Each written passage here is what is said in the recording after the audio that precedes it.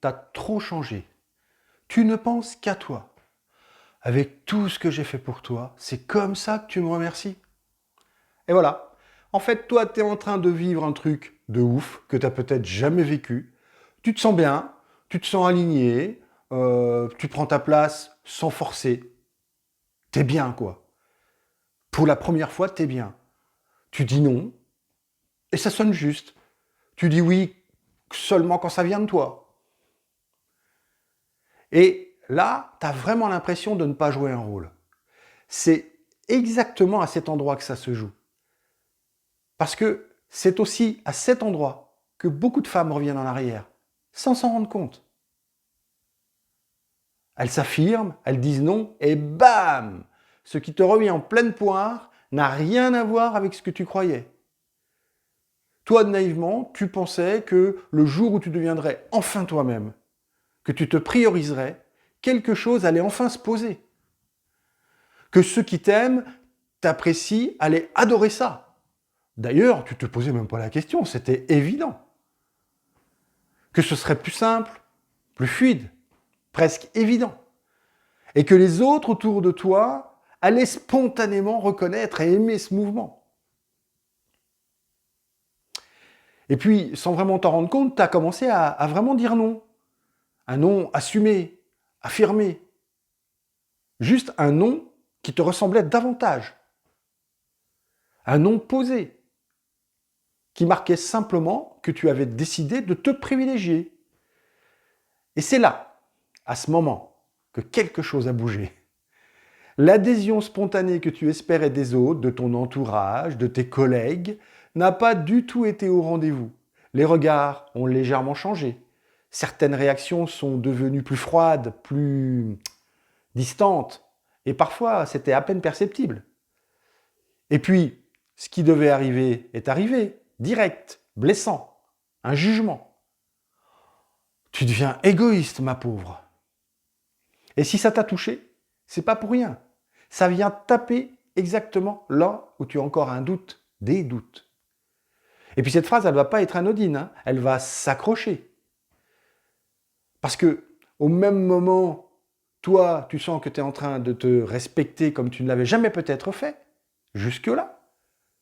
Et en face, ça ne suit pas. Pire, ça va à contre-courant. Imagine, tu es dans une situation simple du quotidien, tu poses une limite, sans élever la voix, hein, sans te justifier. Juste parce que c'est là et que c'est évident pour toi. Et là, si tu es honnête, tu vois très bien la dernière fois où ça t'est arrivé. Et presque immédiatement, quand tu as fait ça, l'ambiance s'est transformée. Rien de spectaculaire, hein, sans exploser, plus subtil que ça. Un message un peu plus sec, les regards qui changent, un silence qui s'installe, une remarque sur un ton badin, mais qui en réalité vient pointer quelque chose de douloureux. Bon, avant, t'étais pas comme ça, hein. Mais qu'est-ce qui t'arrive? T'as changé. Et le signe que tu as vraiment décidé d'être toi-même, c'est qu'à l'intérieur, ça tente de rester ferme et assumé. Pourtant, alors même qu'une partie de toi reste alignée et solide, presque tranquille, une autre, celle qui n'osait pas, qui avait peur de déranger, d'être jugée, rejetée, commence à vaciller. Alors, à ce moment-là, tu fais quoi, toi, d'habitude? Tu tiens ou tu reviens?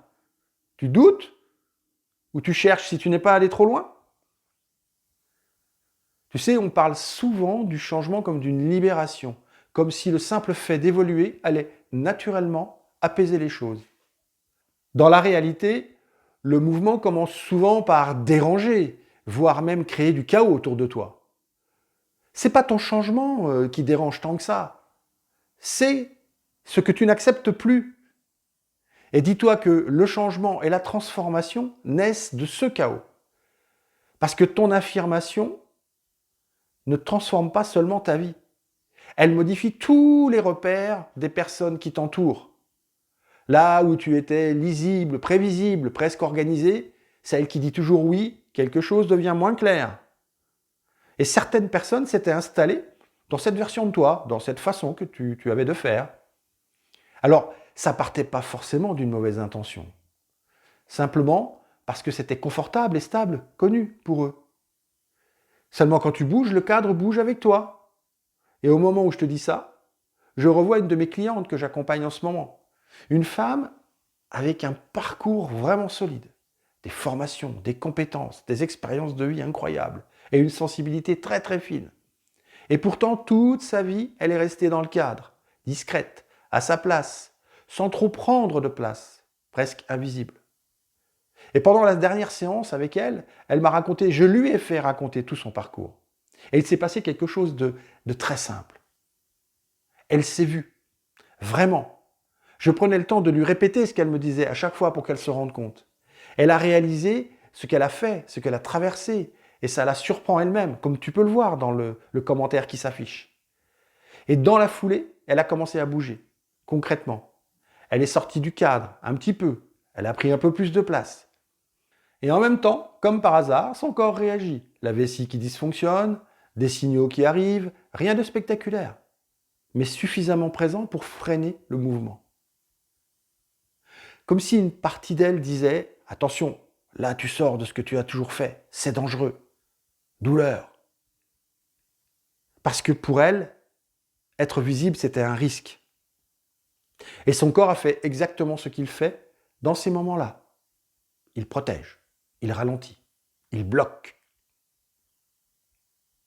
Et si dans ce moment-là, tu te reconnais, celui où tu avances et où quelque chose te ramène en arrière, alors on peut aller le regarder ensemble. Parce que ce que tu viens d'entendre, c'est exactement ce qui s'est passé pour cette femme que j'accompagne en ce moment.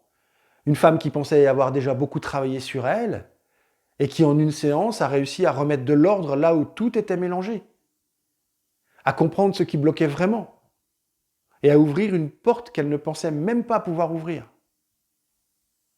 Et ça ne se fait pas au hasard. Quand tu passes le test émotionnel que j'ai créé, tu ne réponds pas juste à des questions. Tu commences déjà à voir ce qui s'active chez toi, ce qui te freine, ce qui te fait revenir en arrière. Et surtout, à la fin, tu accèdes à un formulaire pour qu'on prenne 30 minutes offertes ensemble. Un vrai échange, avec moi, en vrai. Et là, on va aller beaucoup plus loin. On va aller décoder ton fonctionnement émotionnel en détail. Mettre la lumière sur les mécanismes qui te font bloquer au moment même où tu avances, dans les différents domaines de vie. Et regarder précisément où agir pour que tu arrêtes de reculer dès que tu changes quelque chose dans ta vie. Donc, si là, tu sens que c'est le moment pour toi, que tu n'as plus envie de revenir en arrière dès que ça avance, alors fais ce test et ce rendez-vous. Ils sont pour toi. Un vrai échange. Pour te dire la vérité, eh bien, quand tu changes, tu ne fais pas que prendre une autre direction. Tu mets en lumière ce qui, autour de toi, restait dans l'ombre. Ta limite révèle celle que d'autres ne posent pas. Ta manière de t'exprimer vient toucher tout ce qui en face reste retenu, contenu, parfois. Si ta transformation dérange, c'est parce qu'elle vient toucher les autres dans des sphères qu'eux-mêmes aimeraient peut-être changer. C'est ce qu'on appelle l'effet miroir. Tu leur renvoies l'image d'eux-mêmes qu'ils n'ont pas envie de voir. Et ça crée une tension, une vraie.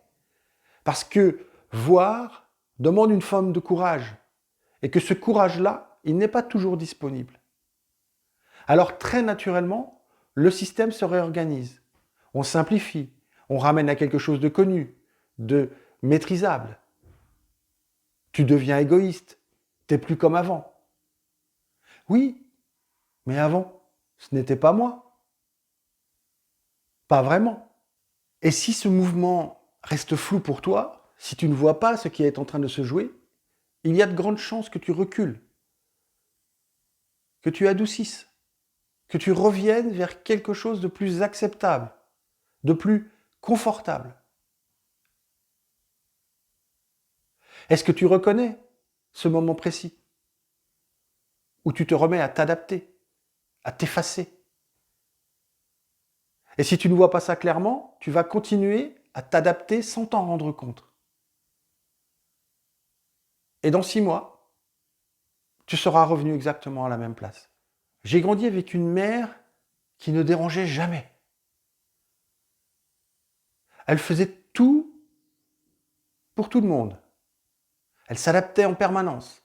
Elle donnait sans compter. Et quelque part, elle avait appris à ne jamais vraiment prendre de place, prendre sa place. Avec le recul, tu vois à quel point elle a tenu, à quel point elle a porté, à quel point elle a fait passer les autres avant elle, moi le premier. Comme si c'était devenu normal. Ce qui est frappant, c'est que personne ne lui a jamais parlé de ça. Personne ne lui a jamais dit qu'elle était égoïste. Et pourtant, en regardant son histoire, tu comprends qu'elle s'est oubliée pendant des années. Pour ne pas déranger, pour ne pas être jugée, pour ne pas être rejetée. Et toi, jusqu'où tu t'adaptes pour que ça tienne autour de toi? Et si tu regardes ta vie, tu sais très bien où tu fais pareil. Pas forcément de la même manière, mais le mécanisme est le même. Ne pas déranger permet de rester en sécurité, permet de maintenir un équilibre, permet que tout continue à tourner sans friction. Mais ça a un prix. Alors forcément, le jour où toi tu changes, le jour où tu prends ta place, le jour où tu arrêtes d'adapter en permanence tes comportements, quelque chose se met en mouvement autour de toi. Parce que ce que tu fais vient déplacer un équilibre que d'autres n'ont jamais remis en question. Et c'est précisément à ce moment-là que cette phrase apparaît. Tu deviens égoïste. Alors reste avec cela. Ressens ce que cela crée chez toi. Maintenant, comme d'habitude, on va prendre un temps pour aller explorer plus en détail ce qui se joue en arrière.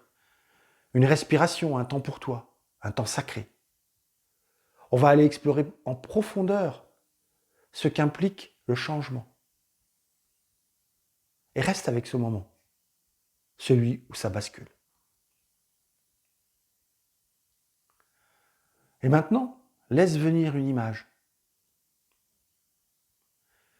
Imagine que tu es debout face à un public, sur une scène. Un espace ouvert, avec devant toi des femmes, des hommes. Elles sont là, ils sont là pour t'écouter, pour entendre ce que tu as à dire. Tu sais ce que tu fais. Tu t'es préparé. Tu es présente. Tu es alignée. Les mots viennent naturellement. Ton corps suit. Ta voix trouve sa place. Et pourtant, en arrière-plan, il y a comme une vigilance. Une attention discrète qui observe si tout reste acceptable, si ça ne déborde pas.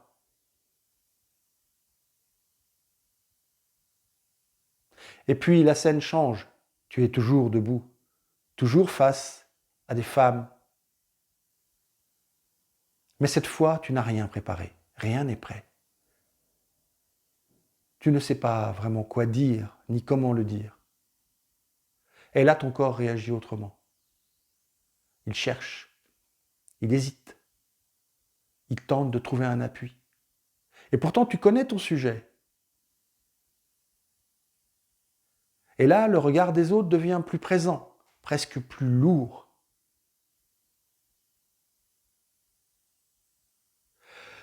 Et tu sens apparaître cette envie de te protéger, de retrouver quelque chose de connu, de lisible.